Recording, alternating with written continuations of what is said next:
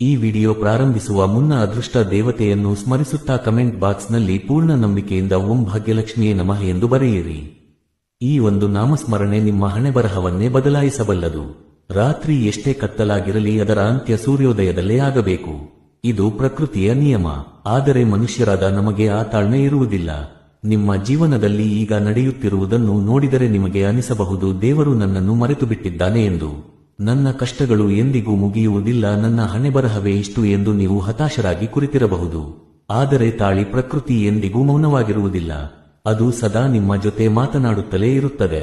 ಸಮುದ್ರದಲ್ಲಿ ದೊಡ್ಡ ಅಲೆ ಬರುವ ಮುನ್ನ ಗಾಳಿಯು ಹೇಗೆ ತನ್ನ ದಿಕ್ಕು ಬದಲಿಸುತ್ತದೆಯೋ ಹಾಗೆಯೇ ನಿಮ್ಮ ಜೀವನಕ್ಕೆ ದೊಡ್ಡ ಅದೃಷ್ಟ ಬರುವ ಮುನ್ನ ದೇವರು ನಿಮಗೆ ಕೆಲವು ರಹಸ್ಯ ಸಂಕೇತಗಳನ್ನು ನೀಡುತ್ತಾನೆ. ಇದನ್ನು ನಮ್ಮ ಪೂರ್ವಜರು ಶಕುನಶಾಸ್ತ್ರ ಎಂದು ಕರೆದರು. ಇದು ಮೂಢನಂಬಿಕೆಯಲ್ಲ, ಇದೊಂದು ವಿಜ್ಞಾನ. ಬ್ರಹ್ಮಾಂಡದ ಆವರ್ತನ ಬದಲಾದಾಗ ನಿಮ್ಮ ಸುತ್ತಮುತ್ತಲಿನ ಘಟನೆಗಳು ಬದಲಾಗುತ್ತವೆ. ಆದರೆ ನಮಗೆ ಆ ಭಾಷೆಯ ಅರ್ಥವಾಗದೆ ನಾವು ಆ ಅದೃಷ್ಟವನ್ನು ಕಳೆದುಕೊಳ್ಳುತ್ತೇವೆ. ಇವತ್ತು ನಾನು ಹೇಳುವ ಈ 5 ಸಂಕೇತಗಳಲ್ಲಿ ಒಂದೇ ಒಂದು ಸಂಕೇತ ನಿಮಗೆ ಕಂಡರೂ ಅಭಿನಂದನೆಗಳು. ನಿಮ್ಮ ಕೆಟ್ಟ ಕಾಲ ಮುಗಿದು ರಾಜಯೋಗ ಶುರುವಾಗಿದೆ ಎಂದರ್ಥ. ಹಾಗೆ ವಿಡಿಯೋಗೆ ಲೈಕ್ ಮಾಡಿ, ವಿಡಿಯೋ ಸ್ಕಿಪ್ ಮಾಡದೆ ಕೊನೆತನಕ ನೋಡಿ. ಸುಧಾಮನ ಪ್ರಯಾಣ ಮತ್ತು ಪ್ರಕೃತಿಯ ಸಂದೇಶ. ಈ ಸಂಕೇತಗಳು ಹೇಗೆ ಕೆಲಸ ಮಾಡುತ್ತವೆ ಎಂದು ಅರ್ಥ ಮಾಡಿಕೊಳ್ಳಲು ನಾವು ದ್ವಾಪರ ಯುಗಕ್ಕೆ ಹೋಗೋಣ. ಸುಧಾಮನ ಕಥೆ ನಿಮಗೆ ಗೊತ್ತು. ಆದರೆ ಸುಧಾಮ ದ್ವಾರಕೆಗೆ ಹೋಗುವಾಗ ದಾರಿಯಲ್ಲಿ ಏನಾಯಿತು ಎಂದು ನಿಮಗೆ ಗೊತ್ತೇ? ಸುಧಾಮ ತನ್ನ ಮನೆಯಲ್ಲಿ ಬಡತನದ ಬೇಗೆಯಲ್ಲಿದ್ದ ಹೆಂಡತಿಯ ಒತ್ತಾಯಕ್ಕೆ ಮಣಿದು ಕೃಷ್ಣನನ್ನು ನೋಡಲು ದ್ವಾರಕೆಗೆ ಹೊರಟ. ಅವನ ಮನಸ್ಸಿನಲ್ಲಿ 1000 ಚಿಂತೆಗಳಿದ್ದವು. ನಾನು ಹೋದರೆ ಕೃಷ್ಣ ಗುರುತಿಸುತ್ತಾನೋ ಇಲ್ಲವೋ, ನನ್ನ ಹರುಕು ಬಟ್ಟೆ ನೋಡಿ ದ್ವಾರಪಾಲಕರು ಹೊರಗೆ ಹಾಕುತ್ತಾರೋ ಏನೋ ಎಂದು ಯೋಚಿಸುತ್ತಾ ತಲೆ ತಗ್ಗಿಸಿ ನಡೆಯುತ್ತಿದ್ದ.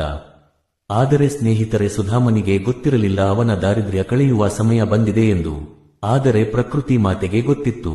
ಅವನು ಕಾಡಿನಲ್ಲಿ ನಡೆಯುವಾಗ ಆ ಸುಡು ಬಿಸಿಲಿನಲ್ಲಿ ತಂಪಾದ ಗಾಳಿ ಬೀಸಲಾರಂಭಿಸಿತು. ಮರಗಳೆಲ್ಲವೂ ಇವನ ಮೇಲೆ ಹೂವಿನ ಮಳೆ ಕರೆದವು. ನವಿಲುಗಳು ಇವನ ದಾರಿಯಲ್ಲಿ ಬಂದು ಗರಿಬಿಚ್ಚಿ ಕುಣಿದವು. ಬಲಗಡೆ ಜಿಂಕೆಗಳು ಓಡಿದವು. ಇವೆಲ್ಲವೂ ಶುಭ ಶಕುನಗಳು. ಸುಧಾಮನ ಆಲೋಚನೆ ನಕಾರಾತ್ಮಕವಾಗಿತ್ತು, ಆದರೆ ಅವನ ಪ್ರಭಾವಳಿ ಆಗಲೇ ಬದಲಾಗಿತ್ತು. ಅವನಿಗೆ ಬರಲಿರುವ ಐಶ್ವರ್ಯವನ್ನು ಪ್ರಾಣಿ ಪಕ್ಷಿಗಳು ಆಗಲೇ ಗ್ರಹಿಸಿದ್ದವು.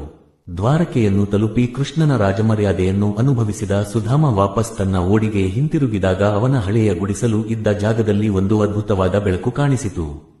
ಸುಧಾಮ ಅಂದುಕೊಂಡ, ಅಯ್ಯೋ, ನಾನು ದಾರಿ ತಪ್ಪಿ ಬೇರೆ ಯಾವುದೋ ಶ್ರೀಮಂತನ ಅರಮನೆಯ ಮುಂದೆ ಬಂದಿದ್ದೇನೆ ಎಂದು. ಆದರೆ ಅಷ್ಟರಲ್ಲೇ ಆ ಬಂಗಾರದ ಅರಮನೆಯ ಬಾಗಿಲು ತೆರೆಯಿತು. ಅಲ್ಲಿಂದ ಒಬ್ಬ ದೇವತೆಯಂತಹ ಸ್ತ್ರೀ ರೇಷ್ಮೆ ಸೀರೆ ಉಟ್ಟು ಆಭರಣಗಳನ್ನು ಧರಿಸಿ ಸೇವಕಿಯರ ಜೊತೆ ಆರತಿ ತಟ್ಟೆ ಹಿಡಿದು ಹೊರಬಂದಳು. ಸುಧಾಮ ಕಣ್ಣುಜ್ಜಿಕೊಂಡು ನೋಡಿದ, ಅದು ಬೇರಾರೂ ಆಗಿರಲಿಲ್ಲ, ಅದು ಅವನ ಧರ್ಮಪತ್ನಿ ಸುಶೀಲೆ. ನೋಡಿ, ಸುಧಾಮ ದಾರಿಯಲ್ಲಿ ಬರುವಾಗ ಯಾವ ಶುಭ ಶಕುನಗಳನ್ನು ನೋಡಿದ್ದನೋ ಅವು ಸುಳ್ಳಾಗಲಿಲ್ಲ.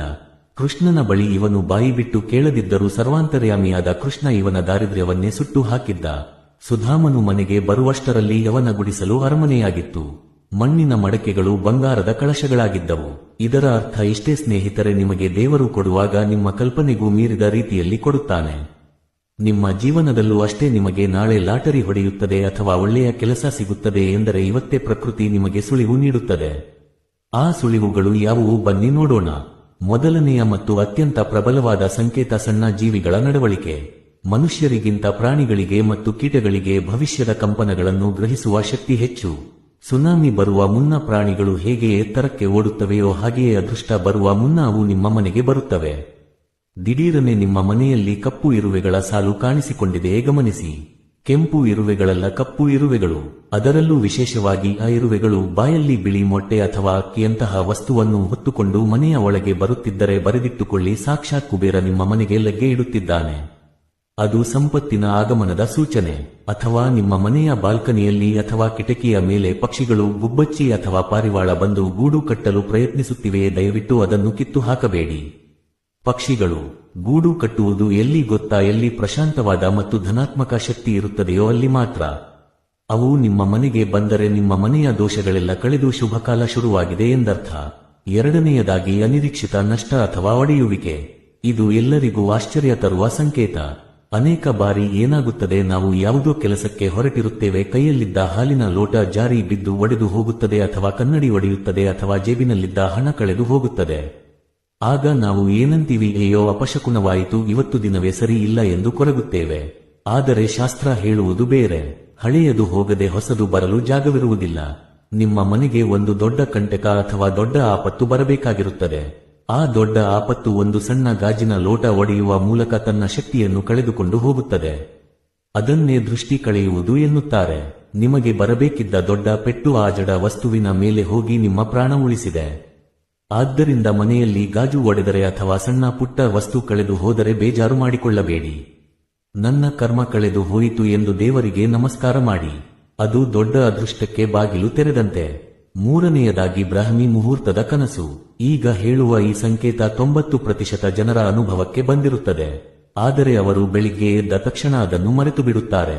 ಆದರೆ ಯಾರಿಗೆ ಈ ಕನಸು ಬೆಳಗ್ಗೆ 4 ಗಂಟೆಯ ಸುಮಾರಿಗೆ ಬ್ರಾಹ್ಮಿ ಮುಹೂರ್ತದಲ್ಲಿ ಬೀಳುತ್ತದೆಯೋ ಅವರಿಗೆ ಮುಂದಿನ ಕೆಲವೇ ದಿನಗಳಲ್ಲಿ ಅದೃಷ್ಟ ಬರುವುದು ಖಚಿತ. ಅದೇನು ಗೊತ್ತಾ? ಅದೇ ಜಲದರ್ಶನ ಮತ್ತು ಆರೋಹಣ. ನಿಮ್ಮ ಕನಸಿನಲ್ಲಿ ನಿರ್ಮಲವಾದ ನೀರು ಹರಿಯುತ್ತಿರುವುದು ಕಂಡರೆ ಅಥವಾ ನೀವು ನದಿಯಲ್ಲಿ ಈಜುತ್ತಿರುವುದು ಕಂಡರೆ ಅದು ದುಡ್ಡಿನ ಹರಿವಿನ ಸಂಕೇತ. ನೀರು ಎಂದರೆ ಭಾವನೆ ಮತ್ತು ಸಂಪತ್ತು. ಹಾಗೆಯೇ ಕನಸಿನಲ್ಲಿ ನೀವು ಮೆಟ್ಟಿಲುಗಳನ್ನು ಹತ್ತುತ್ತಿದ್ದೀರಾ ಅಥವಾ ಪರ್ವತವನ್ನು ಏರುತ್ತಿದ್ದೀರಾ, ಇದರರ್ಥ ನಿಮ್ಮ ಕೆರಿಯರ್ನಲ್ಲಿ ನೀವು ಉನ್ನತ ಮಟ್ಟಕ್ಕೆ ಏರುವ ಸಮಯ ಬಂದಿದೆ. ನಿಮ್ಮ ಪ್ರಮೋಷನ್ ಕಾದಿದೆ ಎಂದರ್ಥ.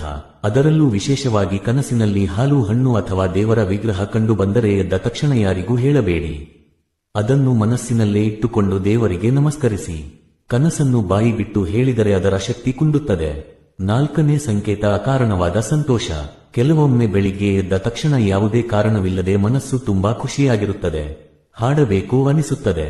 ಜೇಬಲ್ಲಿ ದುಡ್ಡಿಲ್ಲದಿದ್ದರೂ ರಾಜನಂತೆ ಫೀಲ್ ಆಗುತ್ತದೆ. ಯಾಕೆ ಹೀಗೆ? ಯಾಕೆಂದರೆ ನಿಮ್ಮ ಬುದ್ಧಿಗೆ ತಿಳಿಯದ ವಿಷಯ ನಿಮ್ಮ ಆತ್ಮಕ್ಕೆ ತಿಳಿದಿರುತ್ತದೆ. ನಿಮ್ಮ ಆತ್ಮಕ್ಕೆ ವೈರ್ಲೆಸ್ ಕನೆಕ್ಷನ್ ಇದೆ. ಮುಂದೆ ಬರಲಿರುವ ಸುಖವನ್ನು ಆತ್ಮ ಈಗಲೇ ಆಸ್ವಾದಿಸುತ್ತಿದೆ. ಈ ಫೀಲಿಂಗ್ ಬಂದರೆ ನಿಮ್ಮ ಕಷ್ಟದ ದಿನಗಳು ಮುಗಿದವು ಎಂದೇ ಅರ್ಥ. 5ನೇ ಸಂಕೇತ ಅನಿರೀಕ್ಷಿತ ಸಹಾಯ. ನೀವು ಅರ್ಜೆಂಟ್ ಆಗಿ ಹೋಗಬೇಕಿರುತ್ತದೆ, ಫುಲ್ ಟ್ರಾಫಿಕ್ ಇರುತ್ತೆ, ಆದರೆ ನೀವು ಹೋದ ತಕ್ಷಣ ಸಿಗ್ನಲ್ ಕ್ಲಿಯರ್ ಆಗುತ್ತೆ. ಅಥವಾ ಎಲ್ಲೋ ದುಡ್ಡು ಬೇಕಿರುತ್ತೆ, ಯಾರೋ ಅಪರಿಚಿತರು ಬಂದು ಸಹಾಯ ಮಾಡುತ್ತಾರೆ. ಇದರ ಅರ್ಥ ಇಡೀ ಬ್ರಹ್ಮಾಂಡವೇ ನಿಮ್ಮ ಪರವಾಗಿ ಕೆಲಸ ಮಾಡುತ್ತಿದೆ. ನೀವು ಕೇವಲ ನಡೆಯುತ್ತಿದ್ದೀರಿ, ಆದರೆ ದಾರಿಯನ್ನು ಆ ದೇವರು ನಿಮಗೆ ಸುಗಮ ಮಾಡುತ್ತಿದ್ದಾನೆ. ಈಗ ಅತ್ಯಂತ ಮುಖ್ಯವಾದ ಭಾಗಕ್ಕೆ ಬರೋಣ. ಅದೃಷ್ಟವನ್ನು ಸ್ವೀಕರಿಸುವ ವಿಧಿ. ಮೇಲೆ ಹೇಳಿದ ಯಾವುದೇ ಶುಭ ಸಂಕೇತಗಳು ನಿಮಗೆ ಕಂಡುಬಂದರೆ ನೀವು ಸುಮ್ಮನೆ ಕೂರಬಾರದು. ಆ ಅದೃಷ್ಟವನ್ನು ನಿಮ್ಮದಾಗಿಸಿಕೊಳ್ಳಲು ನಮ್ಮ ಶಾಸ್ತ್ರಗಳಲ್ಲಿ ಒಂದು ವಿಶೇಷವಾದ ಸ್ವೀಕಾರ ವಿಧಿಯನ್ನು ಹೇಳಲಾಗಿದೆ. ಇದನ್ನು ಮಾಡದಿದ್ದರೆ ಬಂದ ಅದೃಷ್ಟ ಹಾಗೆ ಬಾಗಿಲಿಂದ ವಾಪಸ್ ಹೋಗುವ ಸಾಧ್ಯತೆ ಇರುತ್ತದೆ. ಹಾಗಾದರೆ ಏನು ಮಾಡಬೇಕು? ಹಂತ ಹಂತವಾಗಿ ಹೇಳುತ್ತೇನೆ ಕೇಳಿ. ಮೊದಲನೆಯದು ಕೃತಜ್ಞತಾ ಭಾವ. ಯಾವಾಗ ನಿಮಗೆ ಅನಿರೀಕ್ಷಿತವಾಗಿ ಈ ಸಂಕೇತಗಳು ಕಾಣುತ್ತವೆಯೋ, ಉದಾಹರಣೆಗೆ ಕಪ್ಪು ಇರುವೆಗಳು ಸಾಲಾಗಿ ಬರುವುದು ಅಥವಾ ಕನಸಿನಲ್ಲಿ ದೇವರು ಬರುವುದು, ಆ ತಕ್ಷಣವೇ ನೀವು ಎಲ್ಲಿದ್ದರೂ ಸರಿ ಒಂದು ಕ್ಷಣ ಕಣ್ಣು ಮುಚ್ಚಿ ಆಕಾಶದ ಕಡೆ ಮುಖ ಮಾಡಿ ಅಥವಾ ನಿಮ್ಮ ಇಷ್ಟ ದೈವವನ್ನು ನೆನೆದು ಹೀಗೆ ಹೇಳಿ: ಹೇ ಭಗವಂತ, ನೀನು ಕಳುಹಿಸಿದ ಈ ಶುಭ ಸಂದೇಶವನ್ನು ನಾನು ಸ್ವೀಕರಿಸಿದ್ದೇನೆ. ನನ್ನ ಮನೆಗೆ ಬರಲಿರುವ ಒಳಿತನ್ನು ನಾನು ಸಂತೋಷದಿಂದ ಸ್ವಾಗತಿಸುತ್ತೇನೆ. ನನ್ನ ಅರ್ಹತೆಯನ್ನು ಗುರುತಿಸಿದ್ದಕ್ಕೆ ನಿನಗೆ ಧನ್ಯವಾದಗಳು. ನೆನಪಿಡಿ, ಕೃತಜ್ಞತೆ ಎಂಬುದು ಅಯಸ್ಕಾಂತದಂತೆ. ನೀವು ಎಷ್ಟು ಧನ್ಯವಾದ ಹೇಳುತ್ತೀರೋ ಅಷ್ಟು ವೇಗವಾಗಿ ಒಳ್ಳೆಯದು ನಿಮ್ಮನ್ನು ಹುಡುಕಿಕೊಂಡು ಬರುತ್ತದೆ. 2ನೇಯದು ಭೂತಯಜ್ಞ ಅಥವಾ ಪ್ರಾಣಿಗಳಿಗೆ ಆಹಾರ. ಇದು ಅತ್ಯಂತ ಶಕ್ತಿಶಾಲಿ ಪರಿಹಾರ. ನಿಮಗೆ ಸಂಕೇತ ಸಿಕ್ಕಿದ 24 ಗಂಟೆಯ ಒಳಗೆ ನೀವು ಪಂಚಭೂತಗಳಿಗೆ ತೃಪ್ತಿಪಡಿಸಬೇಕು. ಏನು ಮಾಡಬೇಕು? ಒಂದು ಹಿಡಿ ಅಕ್ಕಿ ಹಿಟ್ಟು ಮತ್ತು ಸಕ್ಕರೆಯನ್ನು ಬೆರೆಸಿ ಅದನ್ನು ನಿಮ್ಮ ಮನೆಯ ಒಳಗೆ ಇರುವ ಇರುವೆಗಳಿಗೆ ಅಥವಾ ಪಕ್ಷಿಗಳಿಗೆ ಹಾಕಿ. ಯಾಕೆ ಗೊತ್ತೇ? ಇರುವೆಗಳು ಮತ್ತು ಪಕ್ಷಿಗಳು ಪ್ರಕೃತಿಯ ದೂತರು. ಅವು ಆ ಆಹಾರವನ್ನು ತಿಂದು ತೃಪ್ತಿಪಟ್ಟರೆ ಅವುಗಳ ಆಶೀರ್ವಾದ ನೇರವಾಗಿ ನಿಮ್ಮ ಪೂರ್ವಜರಿಗೆ ಮತ್ತು ದೇವರಿಗೆ ತಲುಪುತ್ತದೆ. ಇದನ್ನು ಭೂತಯಜ್ಞ ಎನ್ನುತ್ತಾರೆ. ಸುಧಾಮನು ಕೂಡ ತನ್ನಲ್ಲಿದ್ದ ಕೊನೆಯ ಹಿಡಿ ಅವಲಕ್ಕಿಯನ್ನು ಕೃಷ್ಣನಿಗೆ ನೀಡಿದ್ದರಿಂದಲೇ ಅವನಿಗೆ ಅಷ್ಟೊಂದು ಸಂಪತ್ತು ಸಿಕ್ಕಿದ್ದು. ಕೊಡುವುದರಲ್ಲಿಯೇ ಪಡೆಯುವ ರಹಸ್ಯವಿದೆ. 3ನೇಯದು ದೀಪಾರಾಧನೆ. ಶುಭ ಶಕುನ ಕಂಡ ದಿನ ಸಂಜೆ ನಿಮ್ಮ ಮನೆಯ ದೇವರ ಕೋಣೆಯಲ್ಲಿ ತುಪ್ಪದ ದೀಪವನ್ನು ಹಚ್ಚಿ ಅದಕ್ಕೆ ಒಂದು ಏಲಕ್ಕಿಯನ್ನು ಹಾಕಿ. ಏಲಕ್ಕಿಯ ಸುಗಂಧವು ಲಕ್ಷ್ಮಿಯನ್ನು ಆಕರ್ಷಿಸುತ್ತದೆ. ದೀಪ ಹಚ್ಚಿ ನನ್ನ ಮನೆಯ ಕತ್ತಲೆ ಸರಿದು ಬೆಳಕು ಬಂದಿದೆ ಎಂದು ಸಂಕಲ್ಪ ಮಾಡಿ.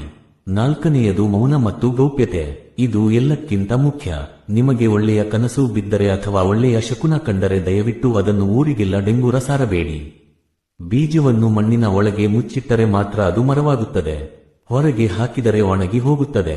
ಹಾಗೆಯೇ ನಿಮ್ಮ ಅದೃಷ್ಟ ಫಲ ನೀಡುವವರೆಗೂ ಅದನ್ನು ರಹಸ್ಯವಾಗಿಡಿ. ಯಾರ ದೃಷ್ಟಿಯೂ ಬೀಳದಂತೆ ಕಾಪಾಡಿಕೊಳ್ಳಿ. ಹೀಗೆ ಮಾಡುವುದರಿಂದ ಆ ಧನಾತ್ಮಕ ಶಕ್ತಿ ನಿಮ್ಮ ಮನೆಯಲ್ಲಿ ಶಾಶ್ವತವಾಗಿ ನೆಲೆಸುತ್ತದೆ. ಸುಧಾಮ ಕೂಡ ಕೃಷ್ಣನ ಬಳಿ ಹೋಗುವಾಗ ತಾನು ಕೊಂಡೊಯ್ದ ಅವಲಕ್ಕಿಯನ್ನು ಸಂಕೋಚ ಪಡದೆ ನೀಡಿದ. ನೀವು ಪ್ರಕೃತಿಗೆ ನೀಡಿದರೆ ಪ್ರಕೃತಿ ನಿಮಗೆ 1000 ಪಟ್ಟು ಹಿಂತಿರುಗಿಸುತ್ತದೆ. ನೆನಪಿಡಿ, ನಿಮ್ಮ ಜೀವನದಲ್ಲಿ ಚಮತ್ಕಾರಗಳು ನಡೆಯುವುದು ಬಾಕಿ ಇದೆ. ಇಷ್ಟು ದಿನ ನೀವು ಪಟ್ಟ ಕಷ್ಟ ಸಾಕು. ದೇವರು ನಿಮ್ಮನ್ನು ನೋಡುತ್ತಿದ್ದಾನೆ. ನಿಮ್ಮ ನಂಬಿಕೆ ಗಟ್ಟಿಯಾಗಿರಲಿ. ಇವತ್ತು ರಾತ್ರಿ ಮಲಗುವ ಮುನ್ನ ನನ್ನ ಒಳ್ಳೆಯ ಕಾಲ ಶುರುವಾಗಿದೆ ಎಂದು ಹೇಳಿ ಮಲಗಿ. ಈ ವಿಡಿಯೋ ನಿಮಗೆ ಭರವಸೆ ನೀಡಿದ್ದರೆ ದಯವಿಟ್ಟು ಲೈಕ್ ಮಾಡಿ. ಯಾರಿಗೆ ಕಷ್ಟದ ಸಮಯ ಇದೆಯೋ ಅವರಿಗೆ ಈ ವಿಡಿಯೋ ಶೇರ್ ಮಾಡಿ, ಅವರಿಗೆ ಧೈರ್ಯ ತುಂಬಿ. ಮುಂದಿನ ವಿಡಿಯೋದಲ್ಲಿ ಸಿಗೋಣ. ಶುಭಮಸ್ತು. ಜೈ ಶ್ರೀಕೃಷ್ಣ.